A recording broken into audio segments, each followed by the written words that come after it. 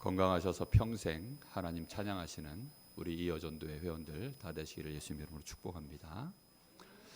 오늘은 특별히 RTS 주일입니다. 그럼 RTS 주일은 사실 굉장히 의미가 큽니다. 렘넌트 신학 연구원, 이걸 줄임말이 RTS입니다. 우리 교단의 그 신학교가 그 이름이 RTS입니다. 원래 목회자는 그 노회에서 키우도록 되어 있어요. 그러니까 신학교에서 하는 것이 아니라 노회에서 목회자와 관련된 모든 것들, 신학생을 발굴하고 신학생을 목사 안수 주기까지 훈련시키고 양성하는 곳이 노회입니다.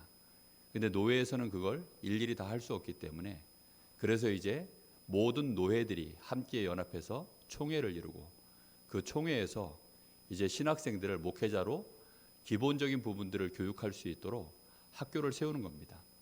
그래서 신학교에서 목사 안수를 주는 것이 아니라 사실은 위탁기관입니다. 신학교는. 그래서 RTS는 우리 신학생들을 키워서 이제 이 사람이 목사 안수 받아도 되겠습니다라고 하는 기본 교육 과정들을 훈련시켜 주는 것이 그런 위탁 교육 기관이 신학교입니다.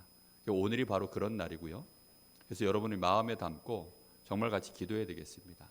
지금 한국 교회와 세계 교회에 목회자 후보생들이 점점 줄어들고 있어요.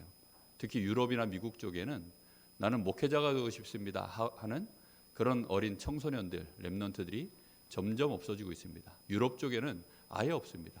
그러다 보니까 교회당 건물은 여전히 많이 있는데 그 교회를 할 목회자가 없어가지고 결국은 교회들이 전부 문을 닫고 있습니다.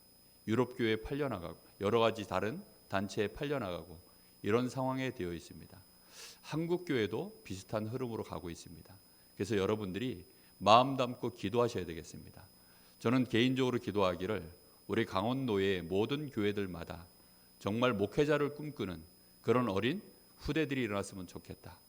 왜냐하면 목회자를 꿈꾼다는 말은 자기 교회 목사님을 봤을 때 참 멋있다, 참 괜찮다, 저분이 축복받은 분이구나, 이런 것들이 이제 교회 안에 영적인 분위기로 자리 잡았기 때문에 가능한 일이거든요. 또 교회 안에 어린 후대들이 나는 우리 장로님처럼 되고 싶다, 우리 교회 권사님 보니까 우리 권사님 너무 멋있다, 이래서 우리 후대들이 정말 장래 희망하면 딱 두 가지가 나왔으면 좋겠습니다. 목사 아니면 장로. 아멘. 뭐 별로 신통치 않은가요? 예. 저는 어렸을 때 감사하게도 저를 소개할 때 일곱 글자로 저를 소개했습니다. 어디 수련회 가든지 서로 모르는 사람 만나면 찬양 가수 서장로. 그게 저의 장래 비전이고 제가 하고 싶은 일이고 그랬었습니다. 왜냐하면 장로님이 너무 멋있더라고요. 저 중학교 입학할 때 유일하게 제 인생에 입학 선물이라는 걸 처음 받았는데 장로님이 저에게 해주셨어요. 그때부터 장로 멋있구나. 그래서 또 찬양하는 거 좋아하니까 찬양 가수 서장로, 그게 이제 사실은 저를 소개하는 멘트였습니다. 그런데 정말로 장로가 되든지 목회자가 되든지 신앙인으로서 멋있는 매력이 나오면 틀림없이 둘 중에 하나를 꿈꾸게 되어 있습니다.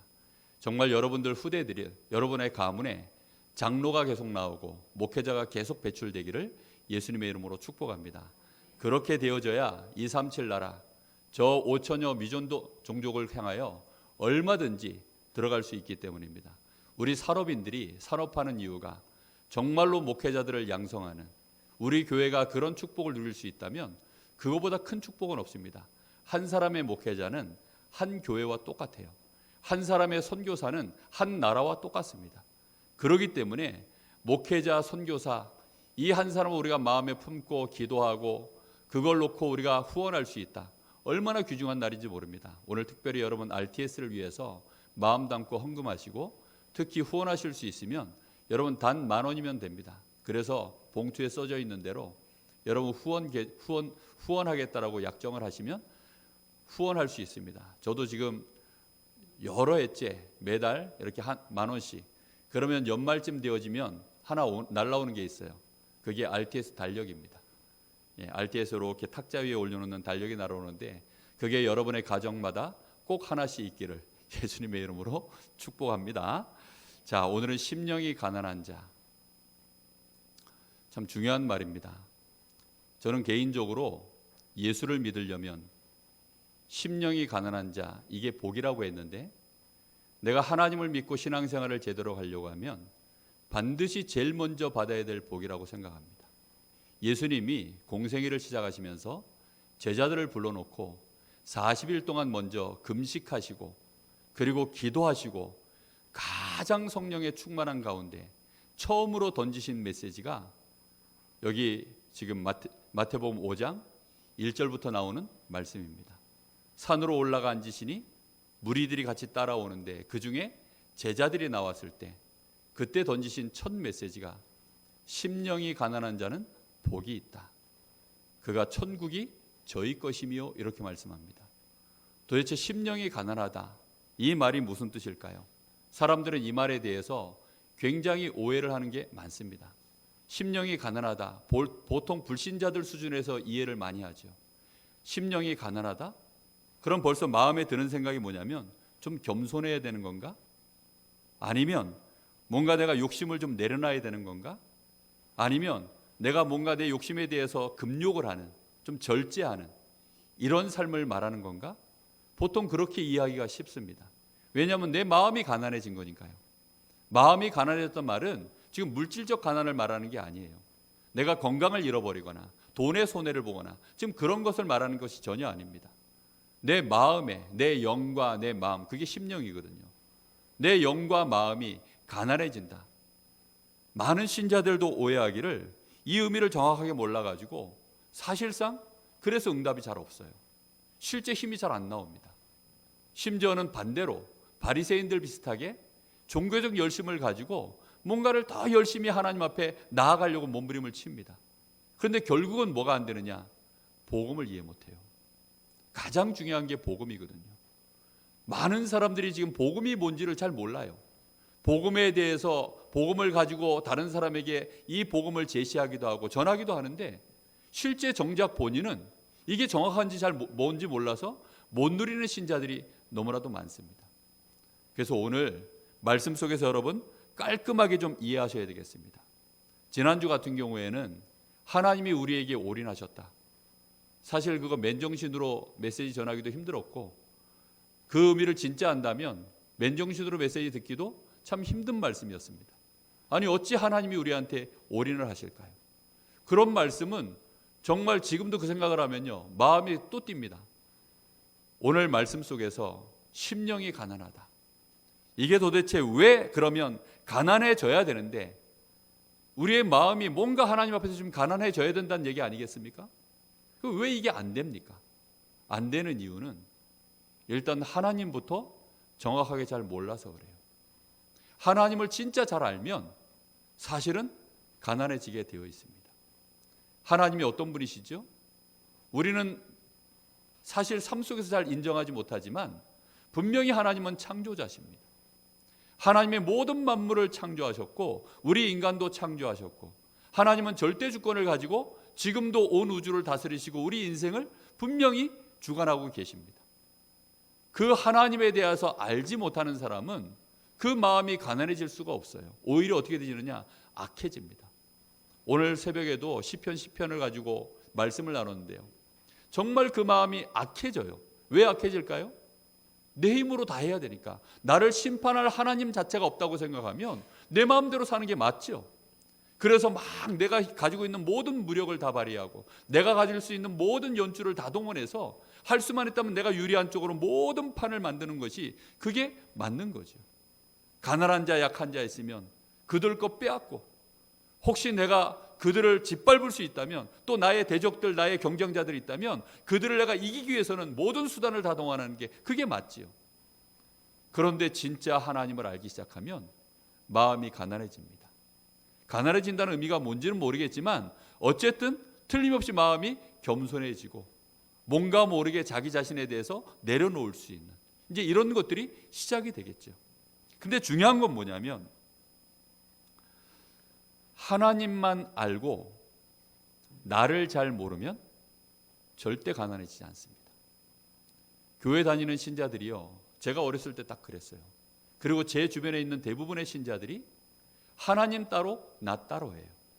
무슨 말이냐면 하나님은 저 하늘에 계시고 하나님은 보좌에 계시고 하나님은 나의 아버지가 맞지만 그 하나님 앞에 나는 어떤 사람이냐면 마치 그냥 필요할 때 대출 받으러 가는 은행 창구처럼, 그냥 내가 연약할 때, 저 아플 때 가는 저 병원처럼 어떤 그런 느낌으로 하나님을 바라보는, 이런 걸 보고 기복신앙이라고 하는데, 그러니까 하나님과 내가 엮이질 않는 거예요. 하나님과 나는 어떤 관계입니까? 하나님과 나는 절대 뗄 수 없는 하나님의 형상이거든요. 사람들이 근데 하나님만 알고 나를 잘 몰라요. 나라는 존재가 하나님을 떠나서는 살 수 없는, 말 그대로 물고기가 물 떠나서 살 수 없는, 나무가 땅에 뿌리 박고서 그 뿌리가 뽑혀서는 절대 살 수 없는 것처럼 인생 자체가 내가 하나님 없이는 살 수 없는 존재구나. 여기에 대해서 인식이 시작되어지고 실제 그게 믿어지면 그때부터 이제 우리의 심령에 변화가 시작되어져요. 근데 하나님을 믿는다고 하는 사람들도 많습니다. 유실론자들이 있어요. 구원은 받지 못했지만 유실론자들이 있다니까요. 무신론자들도 있지만 유실론자가 불신자들 중에는 많아요. 그런데 그 사람들은 절대 심령이 가난해지지 않습니다. 왜 그렇습니까? 나에게 하나님이 필요하다는 사실을 사람들이 모르기 때문입니다. 분명히 여러분 마음속에 꼭 깨달아야 되는 게 뭐냐면 나는 피조물에 불과하다. 이 생각을 거의 안 하고 삽니다. 내가 창조받은 피조물이다 알고 계시죠? 근데 그 생각에 대한 인식이 깊이 있게 나에게 안 들어와 있어요. 피조물이란 뜻은 뭐지요? 만들어진 것은 스스로 존재 못합니다. 자기 혼자 자가적으로 모든 활동을 할 수가 없어요. 결국은 한계가 있기 때문에 어쩔 수 없이 어딘가로부터 에너지를, 생명의 기운을 충전받지 않으면 못 사는 존재입니다. 여러분, 만들어진 것들 중에 스스로 존재하는 거 있으면 말씀해 보십시오. 여러분, 먹지 않고 자지 않고 살 수 있는 존재 있습니까? 사람은 먹는 것으로 충전을 합니다. 그렇죠? 모든 만물들도 마찬가지예요. 유일하게 하나님만 스스로 계시고 뭔가를 의지할 필요가 없는 유일한 존재시지, 우리 사람은 반드시 피조물입니다. 사람이 하나님입니까? 아니죠. 틀림없이 인간은 피조물입니다. 그것도 어떤 존재냐? 하나님의 형상입니다. 그리고 만물의 주인이 누구시죠? 창조자이신 하나님이십니다. 그렇다고 한다면 내 것이 있나요? 없나요? 사실은 없습니다. 내가 돈 벌어서 집을 샀는데요? 그럼 내 겁니까? 지구가 누구 거예요? 하나님 것입니다. 이걸 믿어야 진짜 심령이 가난해진다니까요. 그래서 사람들이 이걸 모르니까 내가 벌어서 땅 사고, 내가 벌어서 자동차 사고. 하나님이 자동차 안 만들었는데요? 자동차 재료가 혹시 뭔지 아세요? 철입니다. 철. 그 철 누구 거예요? 그 철 어디서 구하셨어요? 혹시 본인이 만드셨습니까? 아니거든요. 다 하나님 거예요. 여러분, 물 어디서 나옵니까? 혹시 생수 사서 드십니까? 사서 먹으니까 내 겁니까? 그 물 어디서 나왔습니까? 따지고 따져보면 다 사실은 사람이 만든 게 아무것도 없어요. 하나님이 다 만드셔서 하나님이 우리를 위해서 다 공급해 주신 겁니다. 그것도 공짜로. 그래서 그걸 보고 은혜라고 합니다. 모든 사람에게 주시는 은혜를 일반 은혜, 특별히 하나님의 자녀에게만 주시는 은혜를 특별 은혜라고 하는 것입니다. 우리가 이런 사실들을 정말로 인정하기 시작하면 그때부터 이제 뭔가가 달라지기 시작해요. 여러분, 그런데도 불구하고 많은 사람들이 교회를 다니고 그렇구나, 내가 정말로 하나님의 형상을 가졌구나, 나는 연약한 존재에 불구하고 한계가 있을 수밖에 없구나 아는데도 더 이상 이게 심령이 가난해지지 않고 버티는 신자들이 너무나 많습니다. 왠지 압니까? 자기도 모르는 사이에 굳어졌어요. 사단이 만들어 놓은 이 함정 속에서 나밖에 모르는 존재가 된 거예요. 모든 걸 나 중심이에요. 내가 된다고 생각하면 되는 겁니다. 내가 안 된다고 생각하면 안 되는 거예요. 모든 기준이 나로부터 시작되어져요. 그래서 정말로 내가 조금이라도 의지할 거 있죠. 조금이라도 내 계산상 빠져나갈 구멍이 있죠. 그러면 가난해지지 않습니다. 조금이라도 이 상황에서 내가 빠져나갈 구멍이 머릿속에서 돌잖아요. 아, 요때는 요렇게 하면 되겠고 저때는 저렇게 하면 되겠고. 완전히 요런 상황에 있으면 절대로 가난해지지 않습니다. 세상이 발전하면 발전할수록 그래서 심령이 가난해지기가 사실상 더 어려워져요. 옛날 같으면 폐병 걸리면요 죽는 병입니다. 근데 요즘은 어디 가면 돼요? 병원 가면 간단합니다. 그래서 마음이 하나님을 찾을 새가 없어요. 여러분 정말 요즘 먹고 사는 거 웬만하면 다 먹고 살아요. 심령이 진짜 가난해진다는 것은 쉬운 일이 아닙니다. 그래서 하나님이 조금 강제로 심령이 가난해지게 하시려고 환경을 어렵게 만들거나 아니면 건강을 치거나 이렇게 하시는 일들이 많이 있어요. 그거는 임시로 잠깐 하나님이 그렇게 하는 것입니다. 사랑하는 자녀가 엇길로 나가면 부모가 잔소리도 하고 더 안 되면 매도 들고 이렇게 하는 거죠. 왜요? 사랑의 매를 드는 것입니다. 엇길로 나가지 말라고, 진짜 축복받으라고.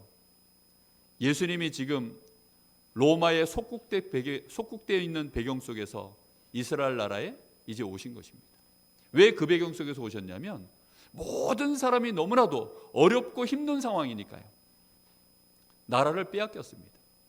근데 사실 심령이 가난해지는 이 축복을 알지 못하여서 이 복음을 진짜로 붙잡지 못하면 그 뒤는 더 어려워집니다. 이스라엘 나라가 속국 뒤에 얼마 가지 않아서 50년 뒤에는 어떤 일이 벌어졌죠? 나라 전체가 완전히 이제는 없어져 버렸어요. 우리가 알다시피 그래서 이스라엘 백성들, 유대인들이 거의 2000년 동안 전 세계에 흩어져서 유랑민족이 돼버렸죠. 이런 고통들이 잘못하면 우리 후대들에게 또 내려가는 수가 있습니다.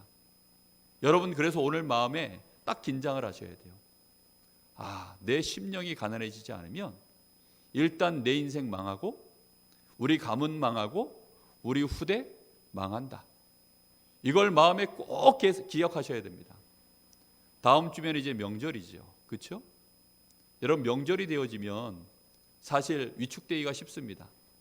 며느리들은 예수 믿지 않는 집안에 시집을 와서 명절에 이제 가면 제사를 지내잖아요. 그러다 보면 자기도 모르게 위축되어지고 힘들어질 수 있습니다. 그런데 여러분 심령이 가난하다는 의미를 알면 사실 사람의 말이 두려워지지 않게 되어져요.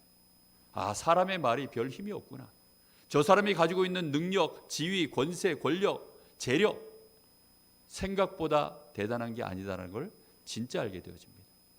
오늘 여러분 심령이 가난하다 이 의미를 먼저 깨닫기를 예수님의 이름으로 축복합니다. 자, 심령이 가난하다 그 말의 첫 번째 의미는 멸망 상태가 뭔지를 안다는 것입니다. 멸망 상태가 뭐지요? 사람의 인생이 시간이 지나면 지날수록 점점점 안 되어지는 상태, 어쩔 수 없이 불행해지는 쪽으로 자꾸만 가는 상태. 마지막 끝은 어디로 가죠? 지옥으로 갈 수밖에 없는 상태. 여러분 솔로몬이라고 하는 인물을 들어보셨죠? 솔로몬이라고 하는 인물, 그냥 우스갯소리인데 좀 경직되어 있는 것 같아서 퀴즈 하나 내겠습니다. 여러분 현대자동차에서 만든 차 중에 아반떼라고 있습니다. 그 아반떼 차 제목을 누가 지은지 혹시 아십니까? 예, 솔로몬이 지었습니다. 아반떼. 이해되셨습니까? 두 여인이 애기 하나를 데리고 와서 서로 자기 애라고 막 우기니까 그래서 솔로몬이 판결을 내린 겁니다. 애를 반으로 쪼개서 줘라. 그게 아반떼입니다. 예. 하도 경직되어 계시니까 좀 풀어드리느라고. 여러분 솔로몬에게 하나님 주신 축복이 대단합니다. 그를 하나님이 모델적 인물로 세웠어요. 지혜는 그때 당시의 모든 왕, 모든 지혜자들을 완전히 뛰어넘는 지혜자로, 또 재산은 그때 당시의 모든 나라의 왕들보다 훨씬 더 많은 재산을 주셨습니다. 뿐만 아니라 건강은 얼마만큼 주셨냐? 부인이 1000명입니다. 얼마나 건강한지 아시겠죠? 여자 한 명 감당하려고 그러면 늙어서 여자들이 뭐라 그럽니까? 늙어서 보자, 늙어서 보자. 그 말인즉슨 남자는 점점점 약해져요. 근데 여자 1000명을 감당하려고 그러면 얼마나 건강할까요? 그런데 이 솔로몬이 하나님께 받은 지혜와 학식이 얼마나 대단한지, 이 사람이요, 이 지식이 너무 똑똑하니까 세상 것을 다 공부한 겁니다. 세상 것을 공부하고 하늘의 것, 땅의 것, 뭐 과거, 현재, 알 수만 있다면 미래 것까지 전부 다 공부했는데 이제는 도저히 플러스 쪽에는 더 이상 공부할 게 없어서 마이너스 쪽에, 언더 쪽에까지도 내가 공부해 보려고 미친 것이 뭔지 알고 싶어서 미친 짓도 해봤다는 겁니다. 이렇게까지 연구하고, 그때 당시에 모든 나라의 왕들, 모든 나라의 사람들이요, 솔로몬은 스타 중에 스타였어요. 그러다 보니까 솔로몬 얼굴 한번 보는 게 그게 소원이었던, 솔로몬에게 사인 한 장 받고 인증샷 해서 인스타에 올리면 정말로 그 팔로워 수가 쫙쫙 올라가는 그런 시대의 대표적인 인물이 솔로몬이었습니다. 그런데 이런 솔로몬이 인생을 다 살고 그가 인생에 대하여 내린 결론의 말이 뭔지 아십니까? 헛되다는 것입니다. 헛되고 헛되니 모든 것이 헛되도다. 여러분, 인생을 다 살고 나니까 아무것도 아니라는 것입니다. 왜요? 인생 자체가 하나님의 축복과 은혜가 없으면 점점점 어디로 기울어 들어가요? 그 많은 재산과 그 많은 지혜와 그 많은 능력을 가지고도 점점점 허무 속으로 들어가는 것입니다. 허무라는 말 속에는 단순한 얘기가 아니에요. 내가 조금만 진실해지면 알 수 있는 나의 외로움, 나의 이 연약함, 나의 이 무너져 있는 곳, 이 상처들, 이 고민들, 이 답이 없는 이 괴로움들, 이런 것들이요, 내 인생을 자꾸 갉아먹는데 그거는 말로 어떻게 표현을 못합니다. 혼자 있는 시간에. 제가요, 정말 대학 교수님들 몇 분 만나봤거든요. 똑똑한 분들입니다. 교수님들 대화해 보면 정말 자기를 잘 포장하잖아요. 엘리트일수록 그렇습니다. 근데 이런 분들 만나가지고 결국은 제가 한마디 해드립니다. 혹시 밤에 잠 잘 주무십니까? 주무실 때 오늘 하루도 너무 행복했다, 너무 만족하다, 너무 기쁘다, 내 자식도 나처럼 이렇게 꼭 살았으면 좋겠다, 나의 행복을 이 자녀도 같이 누렸으면 좋겠다, 혹시 그렇게 주무십니까? 그렇지 않다면 교수님은 제 앞에서 거짓말 하시는 겁니다. 그 말 앞에는 이분이 반발을 못 하더라고요. 그렇죠. 여러분, 사람의 인생은 절대로 하나님 없으면 멸망 속에 빠져 있기 때문에, 저주라는 말이 그런 거예요. 죄로 인해서 저주라는 것이 오거든요. 우리 사람은 누구든지 다 죄를 갖고 있고 특히 하나님 앞에 범죄했기 때문에 인생의 참 행복, 만족 찾아오지 않습니다. 그 모든 것은 어디로부터 시작되어지죠? 하나님께로부터 시작되는 거기 때문에 하나님이 우리에게 특별하게 그 은혜를 안 주시면 안 되게 되어 있어요. 그래서 그 은혜를 하나님 앞에 구하고자 하는 그 마음, 나는 안 됩니다, 나는 안 되는군요, 나는 결국은 아무것도 아니군요, 이게 심령이 가난해졌다는 거예요. 이걸 나이 다 먹고 60, 70 돼서 저 병상에 누워가지고 빼빼 마른 손을 부르르 떨면서 그러면서 목사님 날 위해서 기도해, 그때 가서 하지 마시고요. 여러분, 지금 하십시오. 여러분 마음속에 말씀을 통해서, 그래서 나는 구원이 필요합니다, 나에게는 그래서 하나님이 보내신 그리스도, 그래서 하나님이 나를 위해서 그리스도를 보내셨군요, 이게 정말로 내 마음속에서요 인정되어질 때 그게 심령이 가난해진 거예요. 두 번째 심령이 가난했다는 말은 뭐냐면 진짜 하나님을 알고 나를 알게 된 거예요. 여러분, 하나님은 에브리띵입니다. 반대로 나는 뭐죠? 나띵이에요. 그럼 나띵이란 말이 뭐죠? 나는 아무것도 아닙니다 이거예요. 연애할 때 유행가 가사에 보면 당신이 나의 모든 것입니다, You are my everything, 이렇게 하죠. 그렇죠? 그거는 사랑의 표현입니다. 남자들이 머리에 도파민이 막 나오면 이 화학물질이 모든 걸 왜곡시켜요. 그리고 진심으로 말합니다. 네가 나의 모든 것이야. 근데 그것은 진심이 아닙니다. 요게 도파민이 딱 멈춰지면 도파민이 갈 수 있는 최고의 개월수는 최고 가봐야 30개월이래요. 그 30개월 지나고 나면 그때부터는 이제 도파민에 취한 언어가 나오지 않고 진짜 모국어가 나옵니다. 모국어가 뭐지요? 원래 쓰는 말. 그래서 이제는 정확하게 이성적으로, 나는 원래 이성적인 사람이야, 이건 이래야지 저건 저래야지, 그러면서 남자들이 그때부터 이제 남자의 잔소리가 나옵니다. 여자들의 잔소리도 나오죠. 잔소리의 정확한 의미가 뭔지 아세요? 잔소리의 의미는 맞는 말을 기분 나쁘게 말하는 것, 이게 잔소리입니다. 맞는 말을 기분 나쁘게 하는 거예요. 그게 잔소리예요. 그러다 보니까 아예 틀린 말을 기분 나쁘게 하면 그걸 뭐라고 하는지 아세요? 그건 헛소리라고 합니다. 여러분, 정말로 이런 잔소리가 이제 본격적으로 나오면 사실상 관계가 자꾸 무너지죠. 여러분, 우리 인생은요, 사실 아무것도 아닙니다. 하나님 없으면 결국은 인생을 그렇게 대단한 거 해놓고 간 것처럼 보이지만 어쩔 수 없이 나폴레옹이 했던 말이 저는 지금도 마음에 때려요. 그가, 우리 나폴레옹 잘 아시잖아요. 정말로 평생을 정복 사업을 했고 대단한 장군 아닙니까? 대단한 황제가 아닙니까? 그런데 그가 결국은 예수는 위대하다라고 고백을 했어요.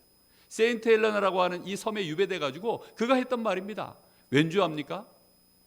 예수 믿는 장군에게 이 나폴레옹이 거기서 패전을 해가지고 망했거든요. 나는 땅 한 평도 차지하지 못하고 가는데 저 예수는 세계를 정복했구나. 저 앞에 부는 바람은 인간이 쉬는 한숨이요, 저 앞에 있는 저 물들은 인간이 흘리는 눈물이구나. 그렇습니다. 우리는 나폴레옹 하면 화려한 것밖에 모르죠. 그가 있었던 그 뒤에 이면을 모르죠. 혹시 여러분 그 노벨 문학상을 받았던 그 노인과 바다, 그 누구죠? 해밍웨이죠. 이 사람이 엽총으로 자살한 거 알고 있습니까? 자기가 평소에 사냥으로 즐겨 쓰던 그 엽총으로 자살을 했어요. 이 사람이 인생을요, 나름대로 많은 작품들을 내가지고 그렇게 해서 노벨 문학상 하나 타는 게 평생의 소원이었습니다. 그런데 어느 날 진짜 이제 노벨 문학상을 탄 거예요. 타고 나서 보니까 그렇게 원했던 건데, 타고 나서 보니까 그때부터 이상하게 다른 게 밀려오는 거예요. 인생이 너무 허무한 거죠. 그래서 나온 작품이 뭐냐면 노인과 바다예요. 여러분, 노인 한 명이 자기가 바다에서 봤었던, 보니까 그게 청새치인 것 같아요. 큰 이 물고기 아닙니까? 그걸 잡으려고, 그래서 이제 바다로 나갑니다. 그리고 그거 한 마리를 잡으려고 평생을 바다에 나가서 그 물고기를 한 마리를 잡으려고, 그래가지고 드디어 이제 잡았어요. 잡아가지고 막 사투를 하면서 이 물고기를 잡는데 얼마나 어려운지, 사투 끝에 이걸 잡아가지고 딱 배 옆구리에 매달았는데 그때부터 상어들이 달려드는 거죠. 피냄새를 맡고 상어들이 달려서요, 이 청새치를 막 뜯어먹기 시작하는데 노인이 그걸 막으려고 막 별의별 수단 방법을 다 하는데 결국은 안 돼가지고 노인이 포기하고 그냥 배 위에 들어눕습니다. 뜯어먹을 때까지 그냥 기다리는 거예요. 그리고는 배를 저어서 바다로 나오는데 배 옆에 매달려 있는 이 청새치는 뼈다귀밖에 없어요. 그러면서 노인은 자기 오두막으로 가서 이제 자는 장면으로, 그렇게 이 노인과 바다라고 하는 내용이 끝납니다. 이게 해밍웨이가 자살하기 전에 썼던 책의 내용입니다. 여러분, 우리 인생이 정말 아무것도 아닙니다. 뭔가 대단한 것처럼 보이고 대단한 일들을 해낼 수 있기 때문에 대단한 존재 맞지만 참 만족과 인생의 해답과 응답과 평안함과 행복과 기쁨은 사람에게서 오지 않아요. 그거는 하나님께로부터 있습니다. 하나님의 생명이시고 하나님이 진정으로 우리의 만족을 주실 수 있는 유일한 분이십니다. 우리의 유일한 안식처는 하나님 외에는 없어요. 하나님이 우리를 위해서 그래서 처소를 마련하신 것이, 그게 영원한 안식처인 천국인 것입니다. 심령이 가난해지면 그래서 천국 배경을 지금 내가 소유할 수 있는 자로 응답받게 되어 있는 것이에요. 여러분, 그래서 심령이 가난해지는 것이 복인 줄 아시기를 예수님의 이름으로 축복합니다. 세 번째, 심령이 가난하다는 의미는 절대적 가난을 말해요. 여러분, 내가 가지고 있는 것 중에 천국을 살 수 있는 것, 내가 행복해지거나 만족해지거나 안식을 얻을 수 있는 그 값을 치를 수 있는 것이 있는가 생각해 보세요. 사람들이 말하죠. 최고급 침대는 살 수 있지만 꿀잠은 살 수가 없다고요. 그렇죠? 여러분, 정말로 이 꿀잠은 못 사요. 하나님이 사랑하시는 자에게 하나님은 잠을 주신다라고 말씀하시는데, 여러분 진짜 평안한 잠은 에이스 침대가 아닙니다. 아무리 그런 침대를 사도요, 그걸로는 안 돼요. 그래서 사람들은 술을 마십니다. 사람들은 수면제를 먹어요. 사람들은 지칠 때까지 놉니다. 밤새도록 달려 해가지고요, 그래서 이제 지칠 때까지, 그래서 쓰러져 자지, 지쳐서 자지. 그게 안식과 평안 속에서 기쁨으로 누리면서 자는 잠이 아니에요. 여러분, 우리는 절대적 가난 속에 있습니다.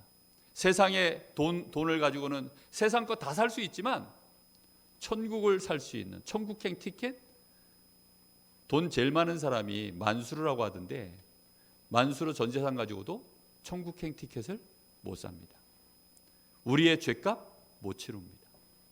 우리가 구원받은 하나님의 자녀라 할지라도 하나님이 가지고 있는 것 중에 우리가 내놓으십시오라고 할 수 있는 것이, 단 지불할 수 있는 것이 하나도 없어요. 그걸 보고 절대적 가난이라고 합니다. 여러분, 우리는 전부 가난해요. 그래서 우리는 뭘 구해야 되지요? 은혜를 구하는 것입니다. 저는 오늘도 우리 성도들을 위해서 기도했습니다. 하나님, 우리 성도들에게 은혜를 주십시오. 하나님, 은혜를 주십시오.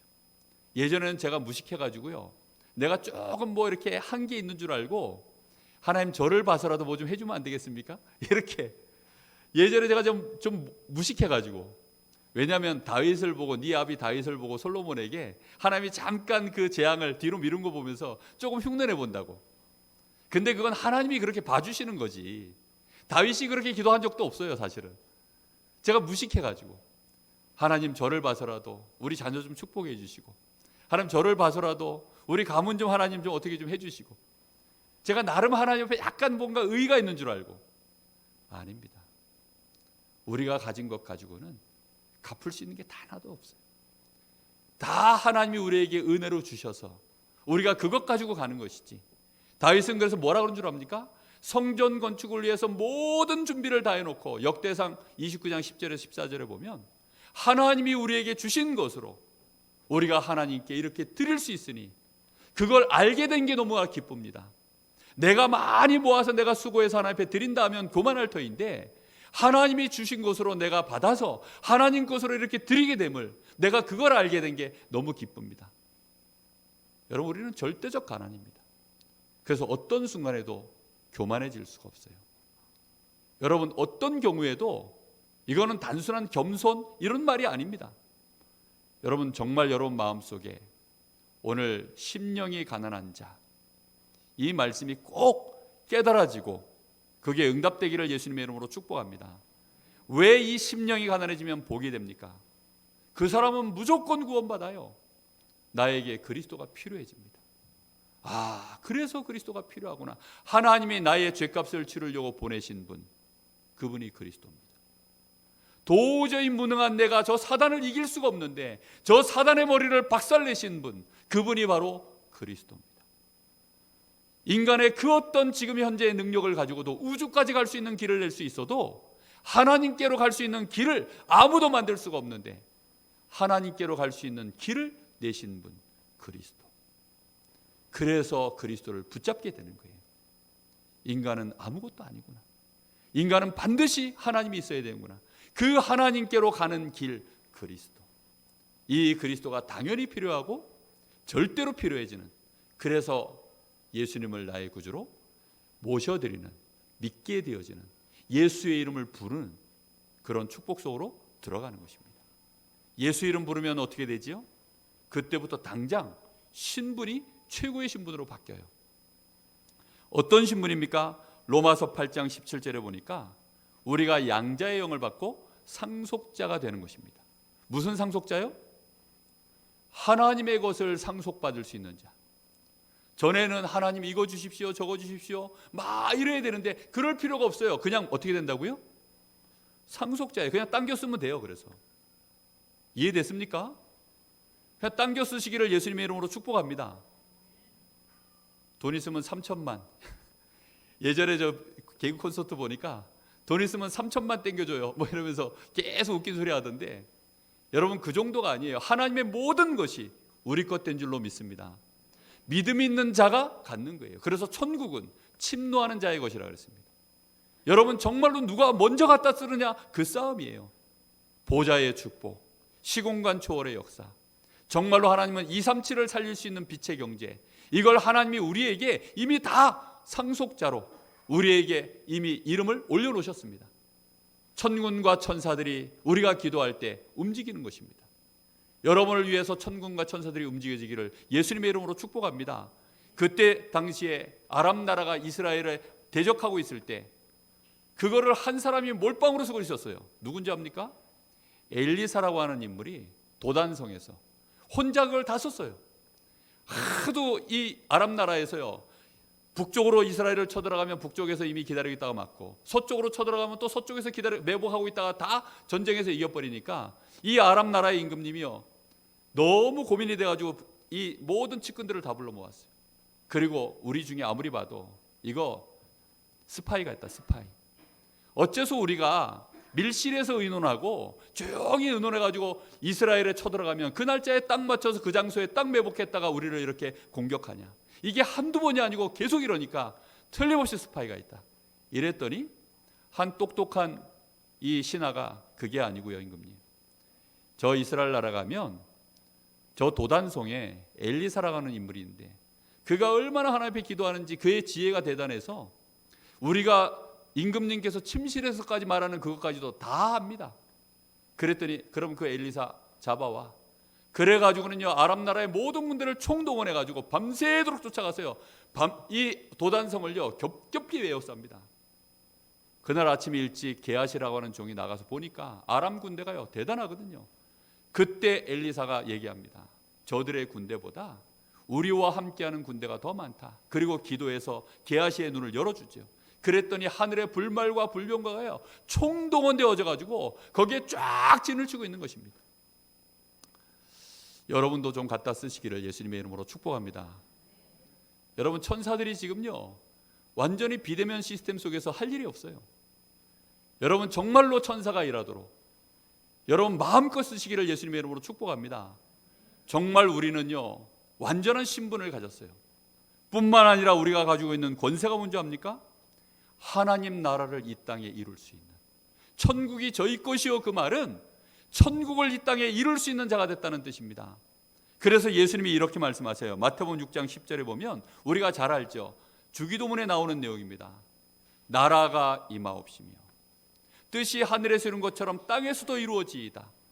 그 축복을 이룰 수 있도록 너희는 무엇을 먹을까 마실까 그거 구하기 전에, 마태복음 6장 33절은 뭐라 그럽니까? 너희는 먼저 그의 나라와 그의 의가 이루어지도록 기도해라. 우리에게 주신 권세입니다. 여러분의 가문은 하나님 모르는 가문이라면 틀림없이 흑암의 나라 속에 사단이 임금 노릇하는 중에 있습니다. 명절에 가보면 좋은 사람들 만났는데 꼭 싸움 나고 이상하게 형제간에 알력이 있고, 그게 흑암의 나라에서 벌어지는 일들입니다. 그 가문에 하나님의 나라가 임하도록 우리에게 권세를 주신 줄 믿습니다. 그래서 사도행전 1장 3절에는 예수님이 마지막에 40일 동안이나 하나님 나라의 일을 계속 제자들에게 말씀해 주신 거예요. 이 일을 이룰 수 있도록 우리에게 권세 주셨습니다. 오직 성령이 너희에게 임하시면 너희가 권능을 받고 하나님의 나라를 이루는 증인될 줄로 믿습니다. 마태복음 12장 28절 29절은 그래서 이렇게 말씀하셨어요. 내가 만약에 하나님의 성령을 힘입어 귀신을 쫓아내는 것이면 이미 하나님의 나라가 너희에게 임하였느니라. 하나님의 나라를 이루는 권세가 우리에게 와 있어요. 여러분, 이게 최고의 축복입니다. 가문 살려내는 비밀은 좋은 대학에 있지 않아요. 가문 살려내는 비밀은 돈 버는 직업에 있지 않아요.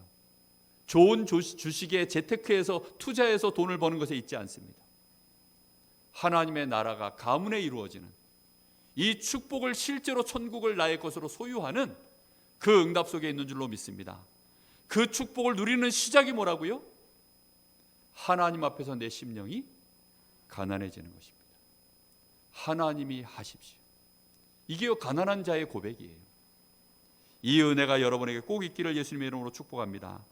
여러분, 분명히 우리는 어느 정도 축복을 받았냐? 고린도후서 4장 7절에서 9절을 제가 읽어드리겠습니다. 우리가 이 보배를 질그릇에 가졌으니, 여러분, 우리가 얼마만큼 큰 축복을 받았냐? 이 아무것도 아닌 질그릇에 이 엄청난 법에 하나님의 것을 우리가 가졌다는 것입니다. 이것이 얼마나 대단하냐? 이는 심히 큰 능력은 하나님께 있고 우리에게 있지 아니함을 알게 하려 함이라. 우리가 사방으로 우겨쌈을 당하여도 쌓이지 아니하며 답답한 일을 당하여도 낙심하지 아니하며 박해를 받아도 버림바 되지 아니하며 거꾸로 뜨림을 당하여도 망하지 아니하고 우리가 항상 예수의 죽음을 몸에 짊어짐은 예수의 생명이 또한 우리 몸에 나타나게 하려 함이라. 6장 10절에는 이런 말씀이 나와 있습니다.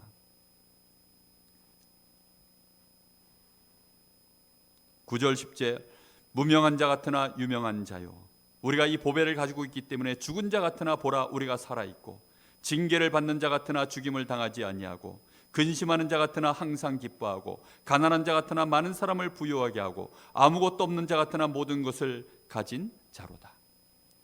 여러분, 이것이 하나님이 우리에게 주신 보배를 담은 자, 심령이 가난한 자에게 주시는 천국의 축복인 줄로 믿습니다.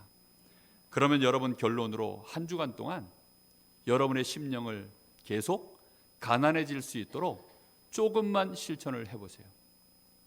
일단 여러분의 생각을 심령이 가난한 자라는 이 말씀 속에 하루에 한 번만이라도 여러분의 생각을 거기다가 집중해 보시기 바랍니다. 여러분, 유튜브로 다 녹화를 해서 유튜브에 올려놓습니다. 그리고 그걸 녹취한 것을 또 단톡방에 또 올려놓습니다. 여러분, 조금만 마음 모아서 잊어버리지 않도록 한번 여러분 들어보세요. 아니면 읽어보세요. 그리고 심령이 가난하다는 게 이런 거구나. 하나님, 내 심령이 가난해질 수 있도록 나에게도 은혜를 주십시오. 이렇게 여러분 조금씩 마음에 기도하시고 그 기도만 조금 하셔도 하나님 기뻐하십니다. 그러고 나면 이제 삶 속에서 확인이 될 거예요. 진짜 그렇구나. 사람들이 되게 가난한데 가난한 줄 모르는구나. 알고 봤더니 저 사람들 정말로 저거 아무것도 아닌데 별것도 아닌 거 가지고 저렇게 큰 소리 치고 있구나. 이런 게 다 보여요. 별것도 아닌 사람이 큰 차, 좋은 차 딱 타고 폼 잡고 내리는 거 보면 웃기지 않습니까? 요즘 아이들 뭐 벤츠 웬만하면 끌고 다니는데 다 할부입니다. 알고 있어요. 다 빚이거든요. 그런데 꿀리지 않으려고 그래서 폼 잡고 나타납니다. 여러분, 정말로 심령이 가난해지는 것, 여러분 현장에서 확인해 보세요. 내 삶 속에서 확인해 보세요. 그러면 점점점 우리의 마음속에, 그래, 하나님밖에는 내 인생에 필요한 분이 없구나, 이게 마음속에서 내 뇌에서 정리가 되기 시작하면 그게 영적인 상태를 이루어서 나도 모르게 하나님을 향해서 자꾸 조금씩 신앙 고백이 됩니다. 그걸 보고 기도라고 해요. 그런 기도가 이어지면 그 기도가 결국은 어디로 연결되는 줄 아세요? 보좌로 연결되어집니다. 진짜 천국이 나의 것으로 확인되어져요. 하나님이 지금 나와 함께 하시는구나. 보좌의 축복, 이 어마어마한 능력, 천국의 배경이 진짜 나의 것이구나. 그럼 그 마음 속에서요, 나도 어떻게 말할 수 없는 평안함이 속에서부터 올라옵니다. 굉장히 담대해지고 감사가 나오고 여유가 나오고, 나보다 강한 자, 나보다 힘 있어 보이는 자, 나보다 훨씬 더 부자인 자들을 보면서도요, 그들이 부럽지가 않아요. 그리고 실제 그들의 실상이 보여집니다. 그러면 그들을 향해서도 나도 모르게 너도 예수 믿어봐. 야, 너도 하나님 만나보면 돼. 야, 우리 목사님 말씀 좋더라. 야, 너도 이거 한번 들어봐. 이렇게요, 뭔가 모르게 나도 모르게 심령이 가난한 자인데 천국을 소유한 자다운, 진짜 소유한 자는 가진 자답게 뭔가를 말할 거 아닙니까? 그렇죠? 그 가진 자답게 나도 모르게 말하기 시작해요. 요즘 저보고 골프 좀 치라는 사람들이 그렇게 많아요. 골프가 그렇게 재밌대요. 그래서 저보고 골프 좀 자꾸 치래요. 골프 좀 쳐본 분들은 더 그런 얘기를 해요. 저는 아직 안 쳐봐서 모르겠습니다. 근데 옆에서 골프 친 사람이 얘기해요. 골프 한 번도 안 친 사람은 저한테 그런 얘기 안 합니다. 저는 주로 탁구 치라 그럽니다. 왜냐? 25년 탁구 쳤기 때문에. 탁구가 재밌어. 자꾸 탁구 얘기해. 왜요? 탁구를 가졌으니까. 천국을 가지면 천국을 말합니다. 그 천국을 어떻게 가졌는지 그것도 설명하기 시작합니다.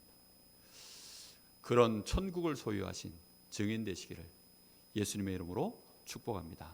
기도하겠습니다. 하나님 감사합니다. 우리에게 주신 이 천국의 축복이 얼마나 놀라운지, 이미 받아놓고도 모르는 자들 가득하며 이 천국의 축복을 나의 것으로 소유하는 비밀을 알지 못하여 종교적인 열심을 가지고 열심히 예배드리고 열심히 기도하고 열심히 헌금하고 헌신하면 되는 줄 알고 그렇게 신앙생활하다가 결국은 천국의 기쁨을 맛보지 못하고 좌절하고 실패하는 자 너무나 많습니다. 오늘 이 시간 모든 것 내려놓게 하시고 심령이 가난한 자의 이 축복의 비밀을 꼭 이번 한 주간 응답받는 우리 성도들 다 되게 하옵소서. 살아계신 예수님의 이름으로 기도하옵나이다. 아멘.